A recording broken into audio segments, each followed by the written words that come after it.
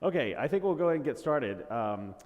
I am a wanderer when I present. It's not going to work great today because I've got my ball and chain up here. But anyway, my name is Phillip Hunter, and I am the Vice President of Product at Pulse Labs. We do UX assessments, our user experience assessments of voice applications through remote unmoderated usability testing and some other methods. So basically we help brands figure out, are they headed the right direction with their voice application. I've spent many years doing voice design, leading voice design and development, doing product management for voice. Also spent some time in places like AWS as well, so I've seen a lot of different software development methodologies and tools, etc. So I'm going to talk to you today about voice application product strategy. And the idea here is not so much, we're not going to talk about tools or processes as much as the kinds of things that you need to think about and plan for when you want to develop a voice application. So one of the things I'm going to assume is that most of you are familiar in some form or fashion with the software development lifecycle, just the idea of requirements, design, build, test, release. So I'm not going to go into things like that because I assume most of you know that. So we're going to talk about the things that make a difference for voice applications in the marketplace. I did work at Alexa, specifically in the skills kit for about a year and a half until joining Pulse Labs in March. So I have a deep familiarity, of course, with the skills arena. We also do work at Pulse Labs for Google, so Actions has become one of my new favorite subjects to study.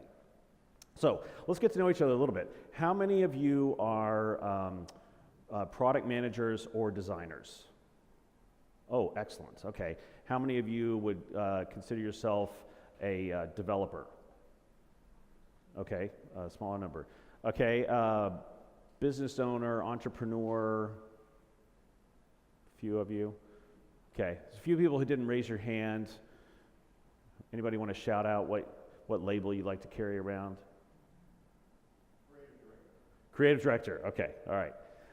Yes. Content strategy. Perfect. Okay, excellent. Marketing director. Okay. Marketing. Okay, excellent. Great. I hope to have something for all of you, and if not, you can come up and complain and give me feedback about this later on. I am squeezing a lot of content into a fairly short amount of time, but I promise we'll get out of here on time. Okay, so problem statement. So working at Alexa Skills Kit, so one of the big goals of Alexa was to populate quickly the skills arena. And if you've spent any time there, you might realize that there are a lot of skills that are based on templates, outcomes of hackathons, getting people familiar with things.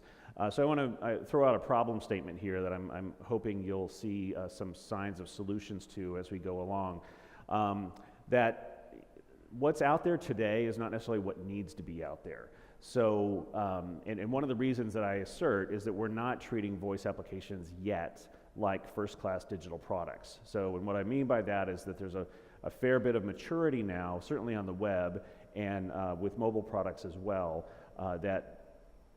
where companies, brands are investing or have invested heavily in them, not just in terms of hiring and staffing, but also in the strategy and the approach to developing them. And one of the turning points I think that we hope to see over the next year, couple of years, is that voice apps become part of that first class of digital products. And I'll talk about my ideas for how we should do that today. So there are a lot of ways to think about what makes a great product. I've listed a set here that is primarily focused on the benefit to customers and the elements of the experience. So certainly there's a lot more in terms of how are you going to develop it, how are you going to support it, infrastructure, marketing plans, all of that kind of stuff. So I'm not ignoring all that. I'm just saying that today we're going to focus on these aspects. Clarity of purpose. So someone coming to your product should immediately be able to say, I get why this exists. It may not be for me, but I get why it exists. Non-trivial, uncommon benefit. So if you want to be chosen, you have to have a somewhat of a standout product. Commodities are hard, not to say you don't make money there, but commodities are commodities. Comfortable interaction. It should be obvious to me how to use it. I may need a little bit of learning, or I may need to spend some time with it, but I should be comfortable with the interaction of that product at some point. Consequential content. It needs to have meaning, it needs to have substance. So if it gives me something, if it provides information to me or task accomplishment, it has to mean something. And then engaging emotion. I want it to feel good. I want it to be something that I want to repeat in my life. All of us have ideas or experiences with products that we just don't care to repeat. And then gratification. I should feel a sense of completion or a sense of accomplishment when I get it done. This doesn't have to be massive. I'm also not talking necessarily about just delight. Delight can be good, but gratification is more than satisfaction. It's more than delight. It's saying, this was worth my time. I feel like I got something out of that. So we'll be touching on these as we go through the different aspects that we'll discuss this morning. By the way, if anyone has questions along the way, I'll try to address those. We probably can't spend too much time on them just to make sure we get through the material, but I'm happy to do that. Also, if at any point you feel like you can't hear me well enough or that I'm too loud and obnoxious, raise your hand and I'll see if we can take care of that. So, when we talk about voice apps, I want to focus in on two things that I see missing frequently from a good voice product. So one is making it differentiated from mobile or web. Voice is a fairly unique opportunity, different from mobile and web. I'm not saying that you can't share functionality and features, but we saw this a lot with mobile 8-10 years ago, where people just attempted to make a smaller version of their website. And we learned painfully over the next few years that wasn't a great strategy for mobile. Secondly, making things faster, easier, or more enjoyable. Preferably all three if you can. But the motivation for voice is frequently around speed, it's around ease of access, it just feels better. When you think about the interaction that's required for a mobile application, there's a lot of stuff that a mobile application requires. You've got to get your phone out, you've got to open it up, you've got to go through their UI, you've got to figure out where it is that your thing is that you're trying to do. So there's a lot of extra stuff because of mobile. Voice, in many ways, strips away a lot of that and makes it more about immediacy, and that can, if you take advantage of that in the right way, can really up the enjoyment level. And again, I'm not necessarily talking about somebody jumping up and down because they're using it. I'm just simply saying this was a good experience and I would repeat that again if I need to. So everybody have something they can write with, physical or digital? Great. So this is going to be a little bit of interactive. I meant to say that at the top. So I want to take a couple of minutes right now and write down a couple of voice apps that you think are embodying some of the things that I've talked about in a positive way here. Skills that you've interacted with, Google Actions, or entire products like SoundHound or anything like that. So just take a couple of minutes, or well, maybe about a minute, and write a couple of those ideas down, and then write the opposite. Write down some ideas or some apps that you've interacted with that are the opposite of these things. So let's do 30 seconds starting now.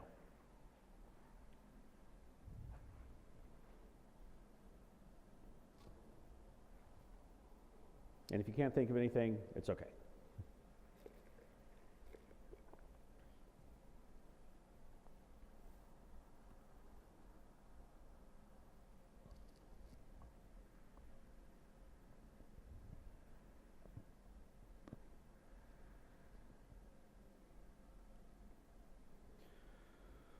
Okay, anyone have a particularly good example of a product that they feel hits these pretty well, that they want to share?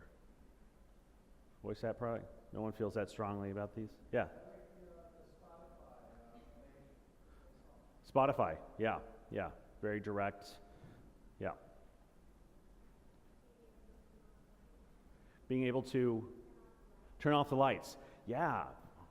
It's kind of magical, especially if you have kids or you're used to coming in the door with your hands full of stuff, and you can just say, turn on the living room, and boom. It moves very quickly from, oh, this is fancy, to how did I live without this? Anyone else? Yeah. Smart lock? Oh, smart lock. Yeah, the same way. Yeah, exactly. Yeah. Okay, cool. I asked you to write down negatives. I'm not going to ask you to say those. I'm not into product shaming. But I want you to have an idea in your mind of what the opposite feels like. So we'll touch on that as we go along. Okay, so when we talk about conversation, there are a set of use cases. This is not complete by any stretch of the imagination, but there are a set of use cases that jump out that we use voice a lot for. Exchanging information, transacting, buying stuff, amusement, time filling, and interactive, and sometimes not. One of the things in my household that's fairly popular are the sleep sounds. So just being able to go to sleep with pink noise playing or something like that. And that's a great product because it helps us get something done that we enjoy, sleeping. But it's not interactive. We turn it on, it runs, and there we go. Any of you exploring voice app products that are that fall into this category or something different? Yeah. Care to share? You don't have to.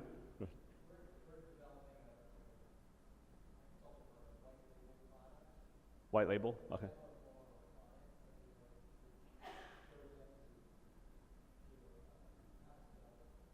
Okay, cool. E-commerce and what was the second thing? E-commerce and what? Oh, store information. Okay, awesome. I apologize.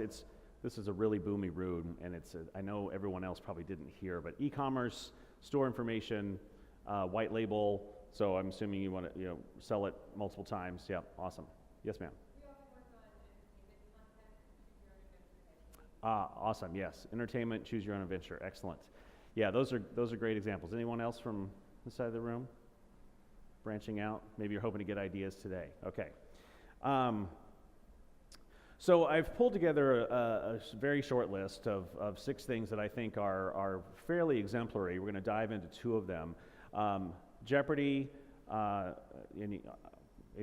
anyone not know the difference between the skills icons and the Google Actions? Anyway, Jeopardy on Alexa, Genius and Archie on Google, Lonely Planet on Google, and then Black History Facts and the Magic Door are on Alexa as well. So these are, now what I'm not saying here is that these are perfectly designed or that these are things that everyone is going to enjoy, but I do think that they are very consciously crafted as product.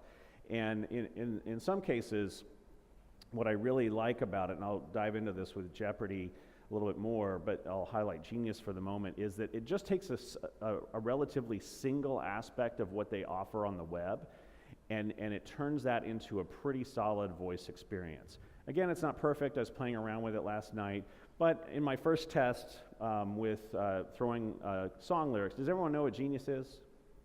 Who doesn't know it? So Genius is it's basically a text analysis and identification engine. So it came out around hip hop music to identify, to have song lyrics and then have basically a crowdsourced annotation and interpretation of lyrics. And it turned out to be a really cool idea, and now it's used for a lot of different things. This version of it concentrates still mostly on identifying the name of a song from lyrics that you can quote, which is really helpful, right? Sometimes you're like, I know this line, but I can't remember the name of the song or who it's by or something like that. And that's what that does pretty well. So let's dive into a couple of other of these. So Lonely Planet. Anyone, raise your hand if you're not familiar with Lonely Planet. Okay, so Lonely Planet is, it's basically a travel companion product. They have a really robust website. I think they have TV shows. I don't watch a lot of TV, but I think they have some stuff on cable. And then so you can find out, like, I'm planning a trip to Ireland later in the summer. So yesterday I was testing this with, just say, tell me about Dublin. So and they come up with the Google Action comes up with just a series of tidbits, and it's nicely paced, so I don't get too much information at one time. And then sometimes it'll tell me like how much more there is to say, or how long the next piece is, and ask me if I want to go into that. But basically, so if you look at that framework that I showed earlier, what makes a great product, it's very clear. It's about destination information. If I want to travel somewhere, if I want to know about a destination, if I'm thinking about traveling, that's the purpose. It's comprehensive. You can ask just about everything.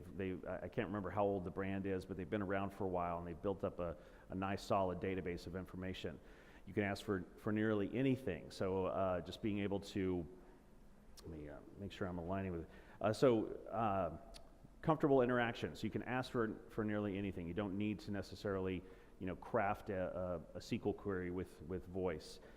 Consequential content. It's relative and informative. It's also inspiring. So you get information about a place, and you're like, wow, I was thinking about going there, and now I really want to go there.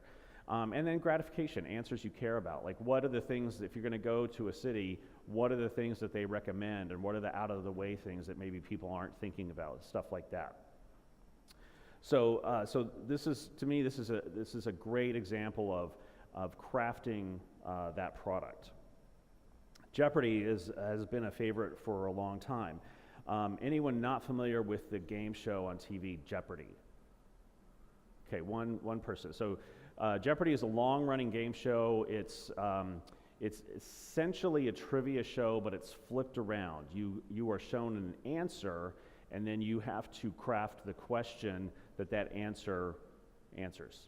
So the idea would be something like, who was the 44th president of the United States? Or you would say the 44th president of the United States, blah, blah, blah. And then it would say, and then you have to answer, who is Barack Obama? So does that make sense? It's fairly simple. There's points assigned, et cetera, et cetera.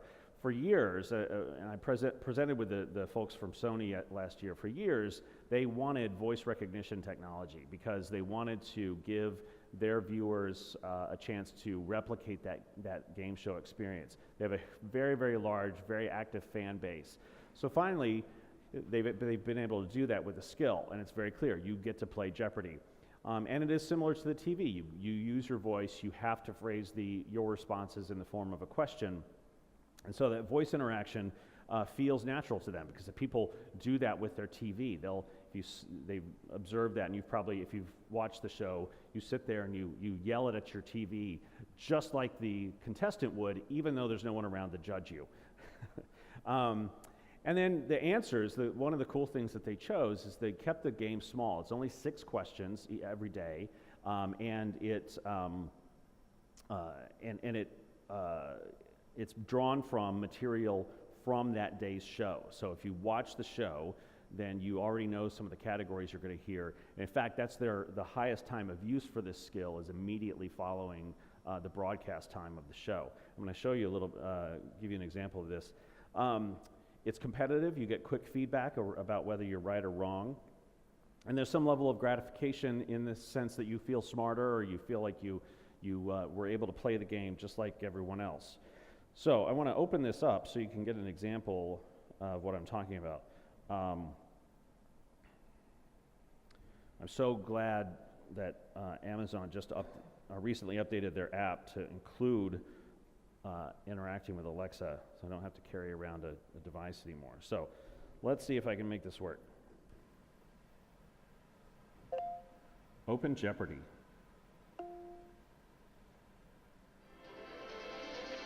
This is Jeopardy! You hear Thanks, that? Johnny, and welcome, players. Be sure to stay tuned after today's 6 clues for a special announcement. The first category is straight to Billboard #1. Her 2015 song, Born This Way, arrived at #1. Who is Lady Gaga? Yes, that's correct. The second category is Okay, I think you get the idea. Anyone else know it was Lady Gaga? A few of you? Ah, awesome. I feel so up to date. The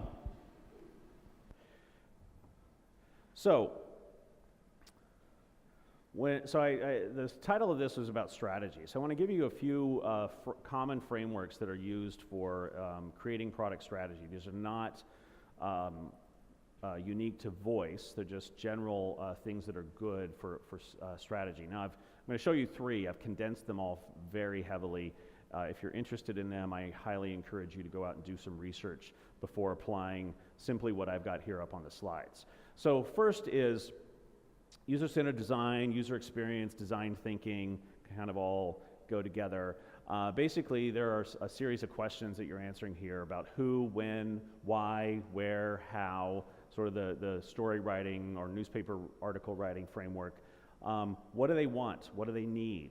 And a sub-question there is, what do they need that they don't know they need? Or what do they want that they don't know fully or they aren't able to articulate that they need?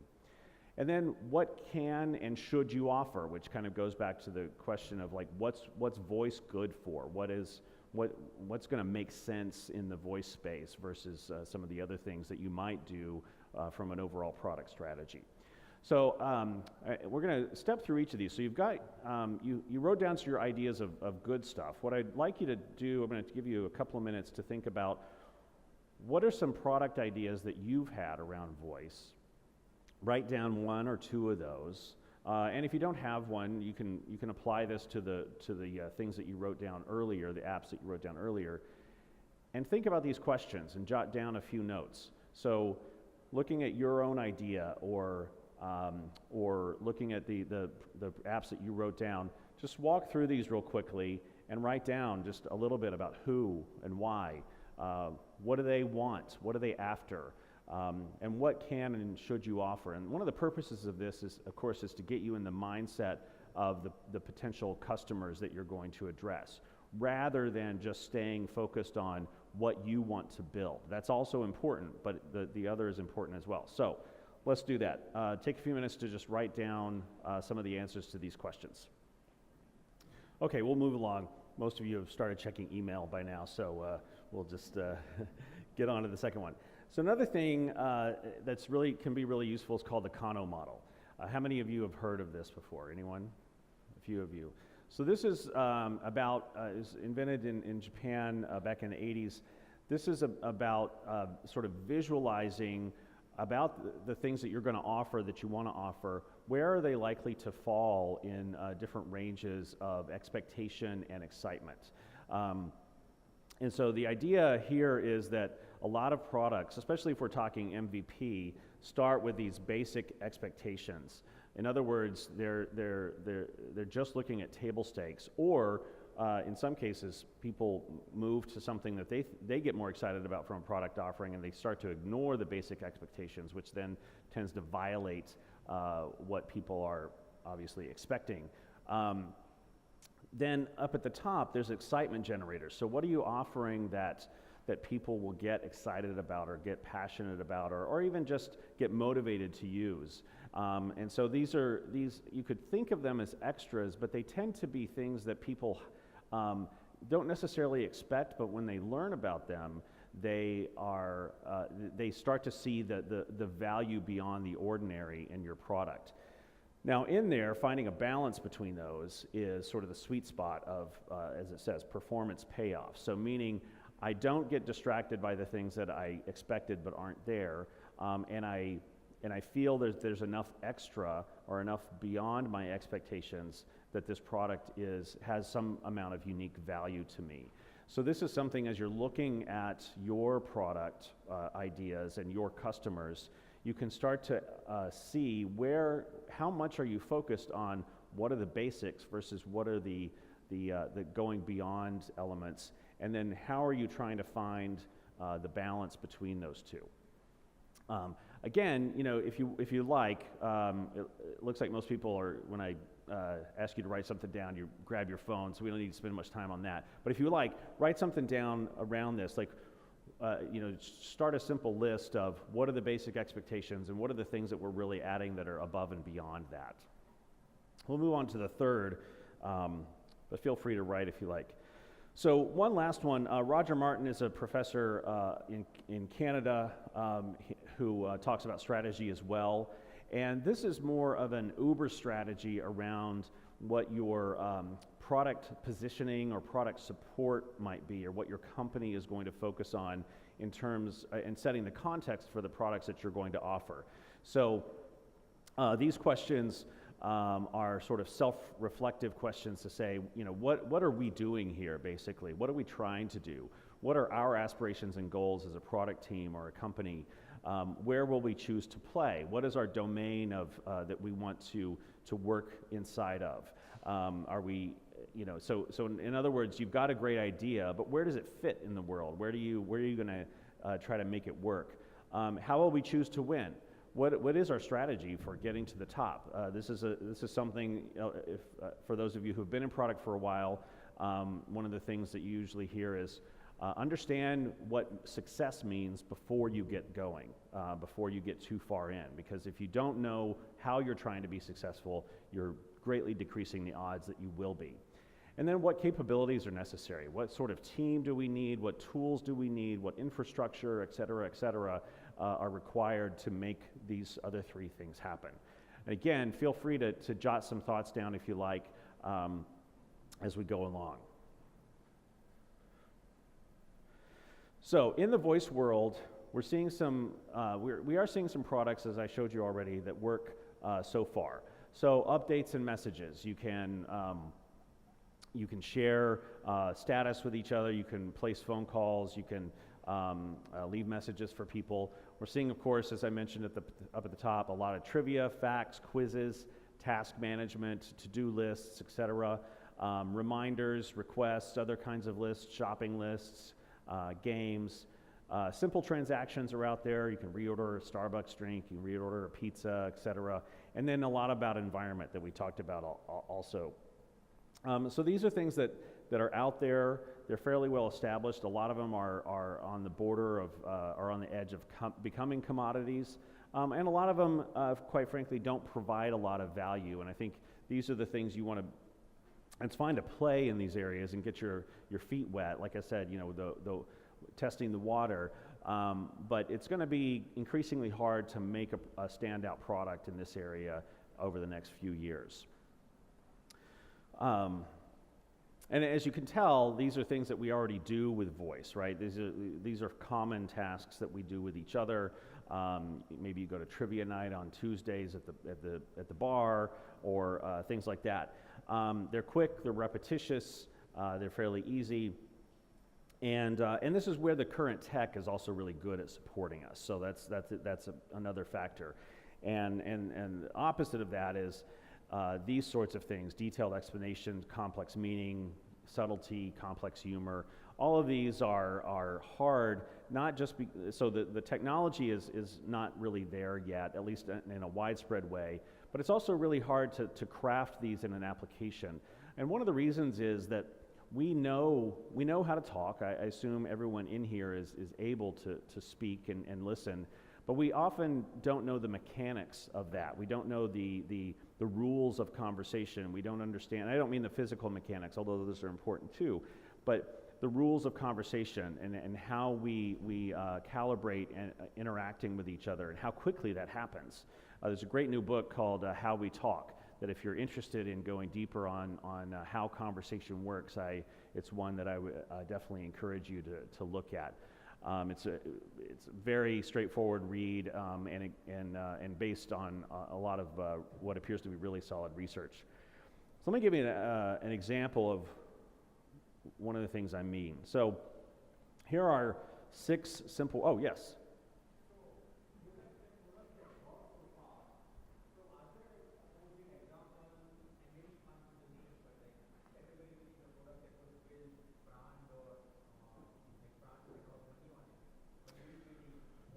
Well, the brands that are, the ones that are working so far that are making money, is that what you're?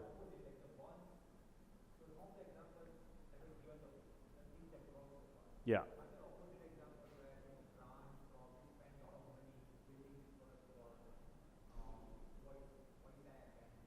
Well, I saw there's an article. Actually, I meant to get that. There's an article in the Wall Street Journal. I think came out yesterday, the last couple of days, and it talks about the Diageo brands, which owns a lot of the liquor brands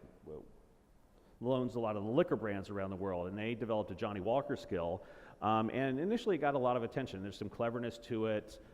They attempt to do some humor. The fact is that it's not working for them, and they admit that in the article. And the problem is that they went out to try to be clever and try to get a name, but it's not providing anything on an ongoing basis for their customers. You can get a recommendation for whiskey, and so if you're really interested in that, you can go try that. But that's usually a one-shot deal, and a lot of whiskey drinkers already know what they like anyway, so they're not looking for a voice application to tell them that.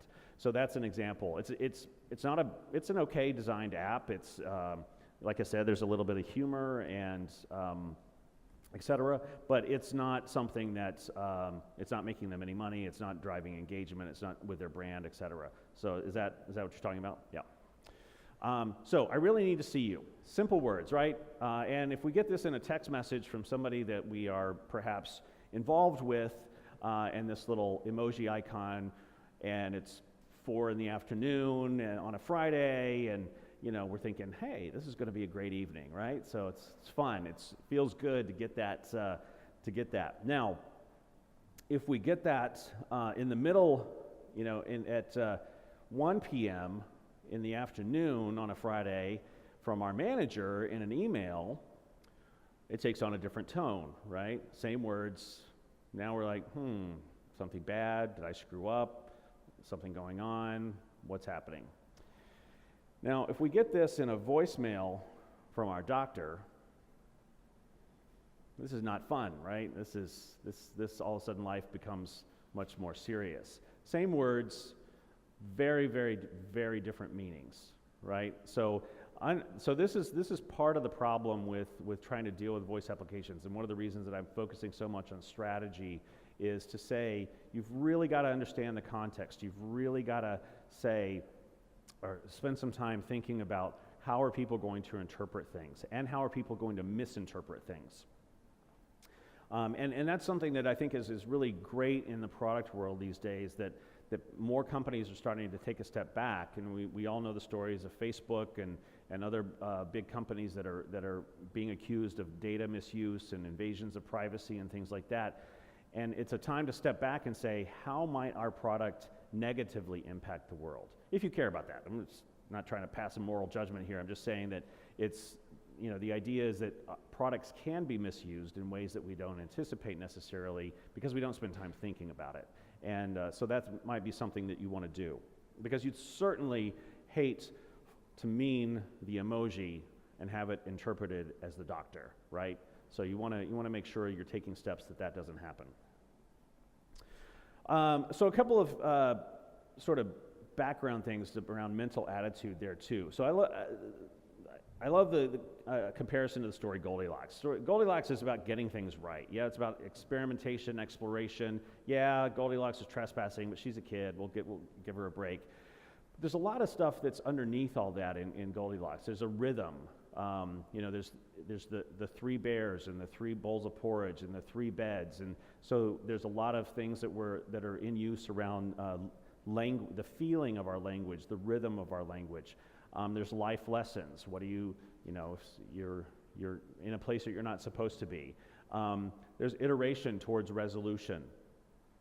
There's intersection and balance, like things come together at just the right moment. And at the end, we have this sense of we arrived somewhere that is a resolution for us, or for Goldilocks and the bears. And so I know it seems silly to bring up a children's story, but these are where some of the basic powers that we develop around language start from, is fairy tales and stories like this. And so I encourage you to think about some of these bigger elements of those stories when you're thinking about your voice product, because those are where you're going to derive or make some connections with basic humanity across boundaries of new technology or things like that. Another thing is the idea that conversation is a dance. Conversation is something it's a back and forth, and often it feels very spontaneous. The thing is, we bring a lot of non-spontaneous things that are decades old within us. We've been talking since we were 1, 2, or 3 years old, and so there's a lot of deeply refined behaviors and thought patterns that we have around talking.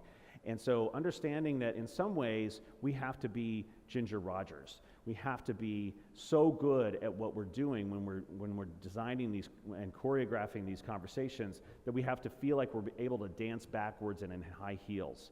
There's a lot of, if you look at dance, there's a lot of people who say Ginger Rogers, Ginger Rogers, Fred Astaire, famous dancing couple from a long time ago. If you're not familiar with that, I realize not everyone's from the U.S. or necessarily cares about dancing.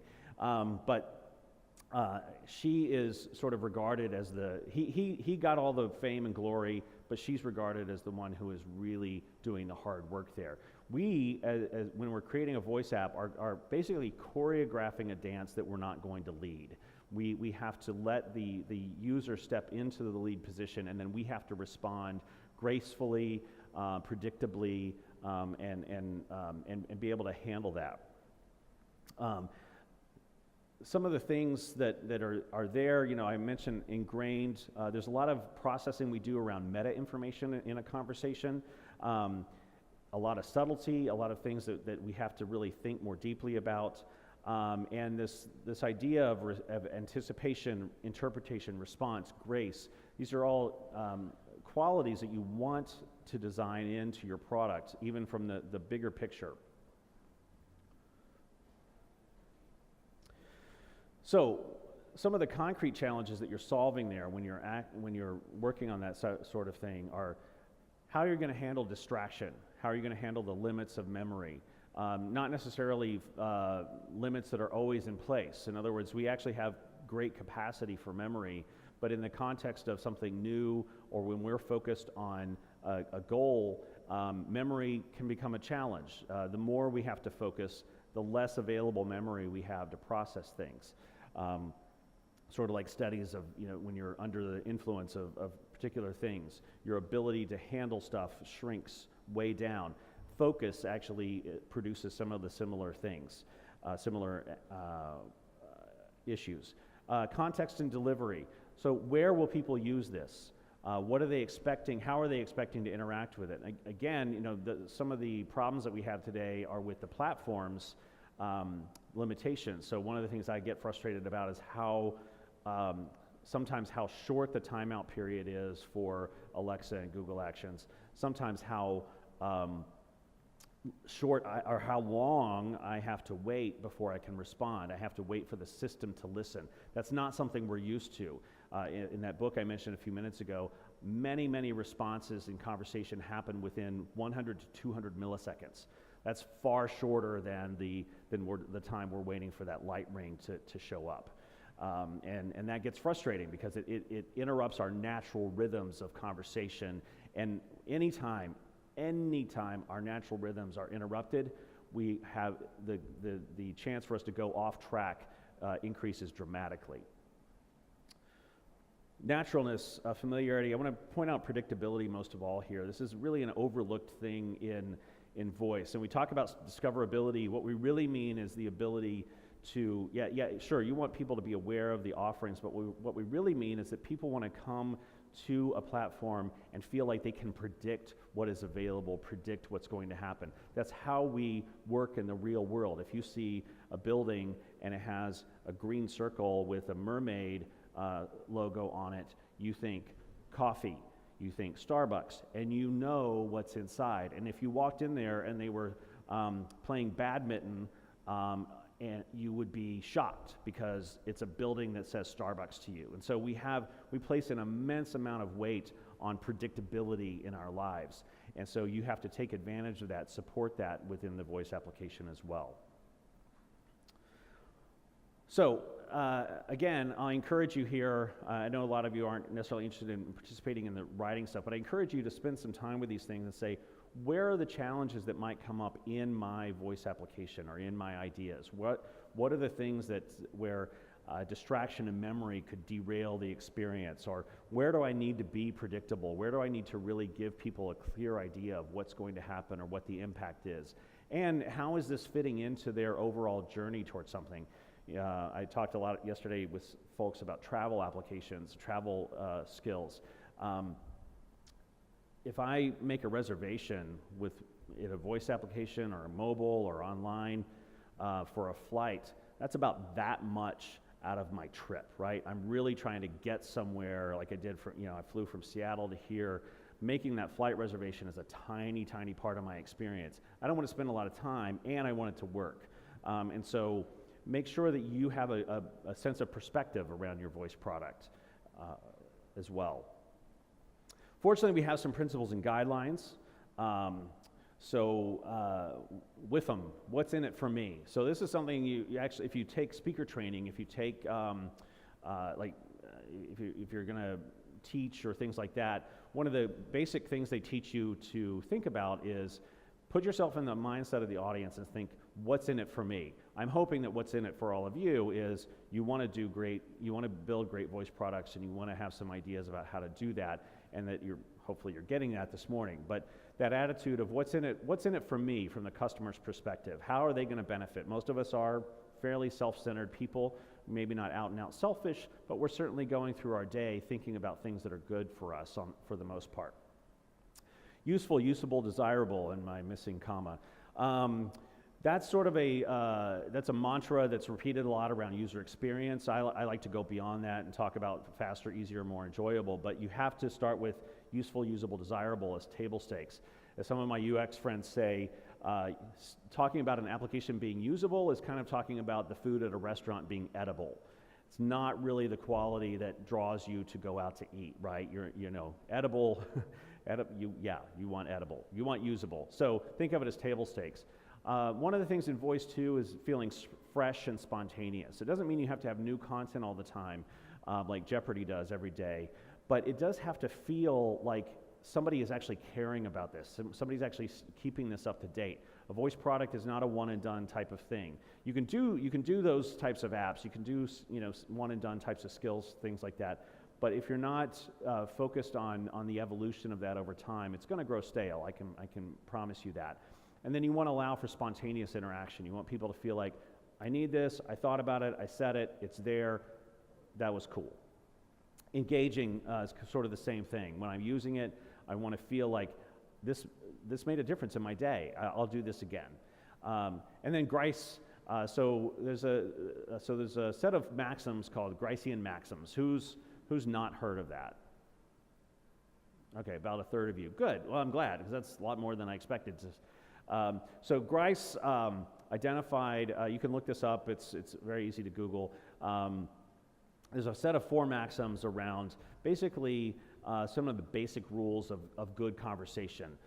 Relevance, not saying too much or too little, being truthful, some things like that. And so this is a lot of people entering voice design find those 4 maxims, and they're super short and really easy to understand.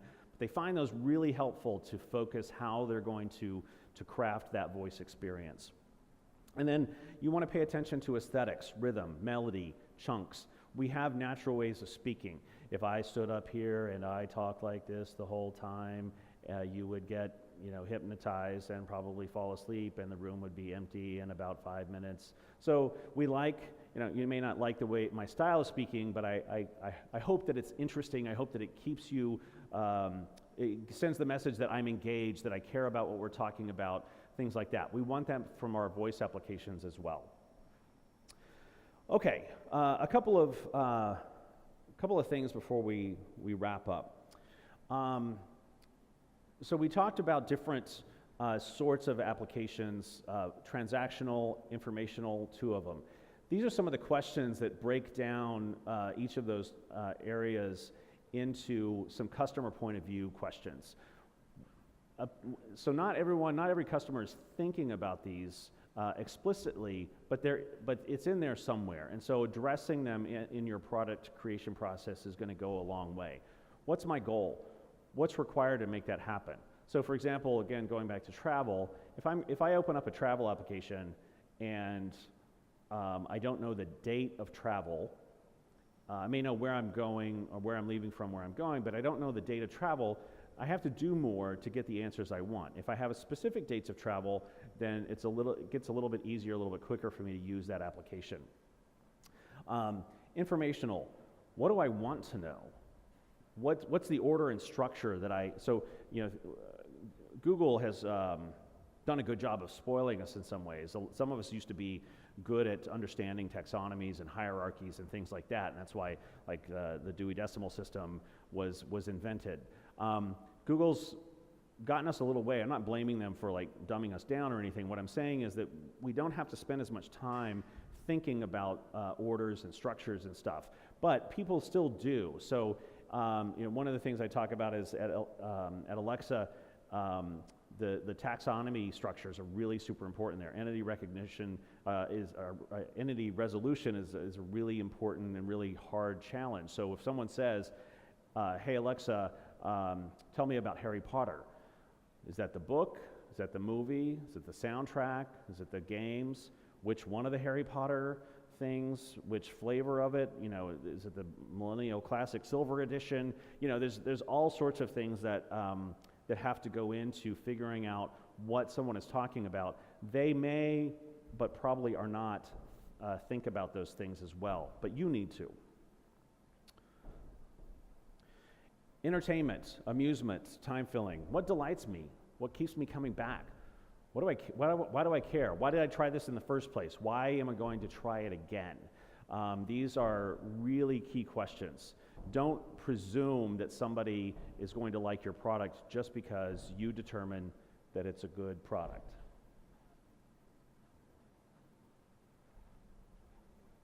I don't know what's happening up there. Educational. What do I need to learn? Why do I need to learn it? What's going to help me learn? How do I know that I'm learning the right things? This could apply from everything from trivia applications to, so at Pulse Labs we just tested something called Bamboo Music, which is from a company called Bamboo Learning, started by a former executive at Amazon, and it's all about learning music, learning scales, learning intervals, learning music theory, and people we've tested with and then subsequently people who've used it online love it. It's a really interesting new exploration of using Alexa for education. And it taps into these things, like why do people learn to love music? It's mostly because they at some point they like the songs, but then they want to learn more about it. Maybe they want to learn how to sing, or they want to learn how music structure works and things like that. Okay, so we have talked at length about the qualities of good voice application products. And I hope that this is a super helpful list, but this is something, this is not a checklist. These are things that should start discussions within your product team. These are things that you should wrestle with, that you should test. You should figure out, are you hitting the right notes with your voice application? Above all, I would encourage you to focus on faster, easier, more enjoyable. Almost everything we can do today as people can be done in some way digitally. Why are they going to choose your application? It's usually because very simple things. It makes it faster, it makes it easier, it makes it more enjoyable. Let me see how much, I've got a little bit of time, good. So I'll tell a quick story about that. So when Alexa first came out, I got one, but I wasn't working at Alexa yet, I was working at AWS. So I got an Echo, and one of the first things I found out about was that there's a skill for the bus application that I use to catch a bus. It's called One Bus Away. And if you live in the West Coast, you might see Next Bus or things like that. So One Bus Away was built by students at the University of Washington. They had an initial mobile app that was really horrible, and then they upgraded the mobile app, and I thought they did a great job. And I use that mobile app pretty heavily, riding the bus every day. And you can set it up with your information, so you know what bus stops that you want and things like that. Then they came out with a skill, and I tried the skill, and it sucked in terms of experience. So what happens with a skill is that you set up the bus stop that it's going to tell you about, just one. So I chose the morning one because that's the time that I'm usually in the most hurry. I'm trying to get ready for my day, get out the door. I got to walk about 7 or 8 minutes to the bus stop. So I want to know, I don't want to get there too early. I certainly don't want to get there too late. So you do that, and then when you open that skill, it just starts reading the current data for that stop. Not unuseful, but not so useful when it tells me like, this was the bus E. So bus E left 3 minutes ago. Bus E left 1 minute. I'm like, what am I, a cheetah? Am I going to chase this down the road? I'm like, geez, like not only am I 7 or 8 minutes away, but it's going to, so I don't know. But anyway, then it would get on to bus arriving in 5 minutes, et cetera, and I would be able to time that. Well, initially, I thought it was a terrible design, and it's not a great design. But the next day, I tried it again, and I listened. This time, I could ignore the things about the bus leaving, and I listened for the buses that I wanted. So I listened for buses that were like 10 minutes away, and I discovered that it added an immense amount of time back to my morning. And when I say immense, I actually mean a minute. But here's what I wasn't doing. I wasn't pulling out or finding my phone. I wasn't unlocking my phone. I wasn't finding the app. I wasn't opening the app. I wasn't getting to the right screen because I had taken the bus home from somewhere else unusual the night before and had to move the screen back. I wasn't reading the list. I wasn't looking at anything. I was still buttoning my shirt or brushing my teeth or whatever, and I could just say, Alexa, open one bus away, and in about 10 seconds, I had the information that I needed. I could tell it to stop because it would go on forever, but I could tell it to stop, and I kept going. And I never touched my phone, and I never slowed down my morning routine. And just like the light example, the home automation, it felt like my morning was completely different. Like I was able to do something that with my morning that I didn't have to interrupt my morning to find that out. And a lot of times I was not good at it. I'm bad. Like I would get all ready and then I would check the bus, and I'm like, why am I checking the bus now? Now I see that like if I gotten ready 2 minutes faster, so now I could just do this in the middle of everything else, and it was a lot easier because, spontaneous thought. I think it comes out of my mouth. Alexa tells me what I need to know. Now again, it's not a great design. I think it could be a lot better. It could be a lot more flexible, add bus stops, et cetera, et cetera. But it made life faster and easier, and in a certain way, more enjoyable. So I'll leave you with that story in terms of doing all this other stuff, and just say, if you take one thing away, try to aim for that. But if you really want to get deep into product strategy and for voice, and if you want to be part of the set of people who are going to make a difference over the next few years with voice applications, take into account all the rest as well. So with that, I'll say thanks, and I'm happy to answer any questions that you have.